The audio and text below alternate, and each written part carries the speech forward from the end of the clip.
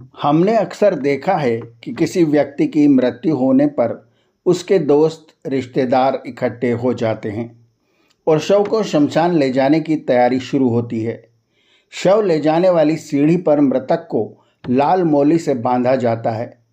ऐसे में आसपास खड़े लोग पसोपेश में होते हैं कि हमें शव को हाथ लगाना चाहिए या नहीं, या सिर्फ रिश्तेदारों को ही शव तैयार करना चाहिए। यहाँ हम उस मृतक की बात कर रहे हैं जो सामान्य मृत्यु को प्राप्त हुआ है, कोरोना जैसी परिस्थिति की नहीं। देखा यह गया है कि हर समाज में कुछ अनुभवी लोग इस मामले में होते हैं जो खुद अर्थी तैयार करते हैं या रिश्तेदारों से करवाते हैं।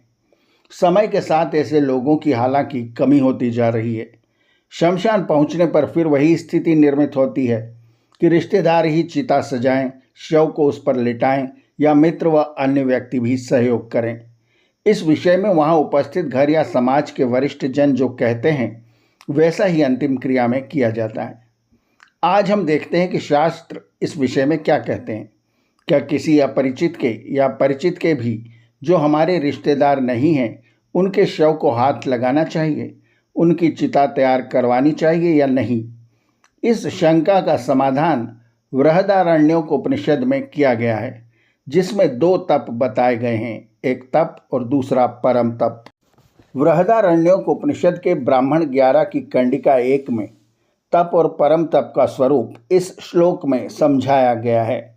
श्लोक इस प्रकार है: एतद्वै परमं तपो यद व्याहि तस्तप्यते परमं हैव लोकम जयति एवं वैद्वत्द्वै परमं तपो यम प्रेतमरण्यम हरन्ति परमं हैव लोकम जयति य एव वैद्वैतद्वै परमं तपो यम प्रेतमग्नावभ्यादधति परमं हैव लोकम जयति य एवं वेद।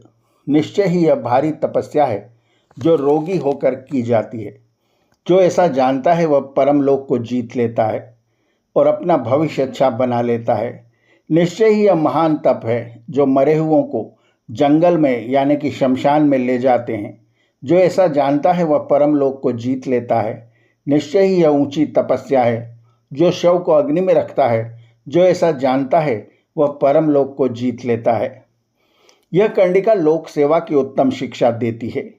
अनेक रोगी ऐसे देखे जाते हैं जो रोग के कष्टों को प्रसन्नता के साथ न सहकर इतना रोते पीटते हैं जिससे उनकी परिचर्या करने वाले व्यक्ति तंग होकर रोगी के शीघ्र समाप्त हो जाने की मन में इच्छा करने लग जाते हैं, तथा जिससे रोगी और सेवा करने वाले दोनों को क्लेश उठाना पड़ता है। दोनों क्लेश से बचे रहें, इसलिए यह शिक्षा दी गई है कि कोई व्यक्ति जब रोगी हो तो उस रोग के क्लेश को प्रसन्नता के साथ उसके सहने को तप करना समझकर सहे। असल में मनुष्य का रोगी होना ईश्वर की दया का परिणाम है।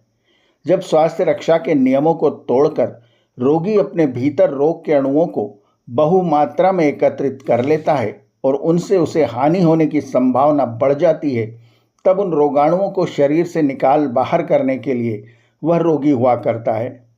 तात्पर्य इसका यह है कि रोगी होना मनुष्य के निरोगी बनने की एक कार्यप्रणाली है और इस कार्यप्रणाली का नाम ही रोग है। इसलिए रोग को बुरा न समझकर, किंतु यह समझते हुए कि यह सब उसके स्वास्थ्य बनाने का साधन है, उसे प्रसन्नता से सहना चाहिए। इसे ही तप कहा गया है।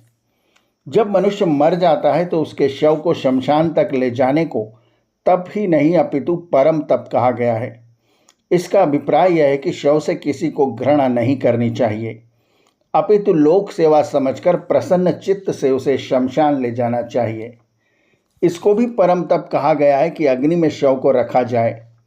कई व्यक्ति ऐसे देखे गए हैं जो चिता में अग्नि नहीं लगाते और कह दिया करते हैं कि मृतक के संबंधियों को ही यह काम करना चाहिए। वह भी करें, उसका निषेध यहाँ नहीं किया गया है, किंतु आवश्यकता होने पर यदि किसी अन्य को चिता में अग्नि लगानी पड़े तो उसे प्रसन्नता के साथ परम तप समझकर यह कार्य करना चाहिए। अर्थात मृतक देह किसी की भी हो, चाहे वह हमारे संबंधी की हो या नहीं, उसे अंतिम संस्कार के लिए तैयार करना, चिता पर रखना आदि परम तप कहा गया है। अतः किसी भी शव से छुआछूत या घृणा करना शास्त्रों के अनुसार उचित नहीं। आर्यावर्त की कहानियाँ चैनल को सब्सक्राइब करें और बेल आइकन के बटन को दबाएं ताकि हम जब नया वीडियो लेकर आएँ तो उसकी सूचना आपको तुरंत मिल जाए। धन्यवाद। नमस्ते।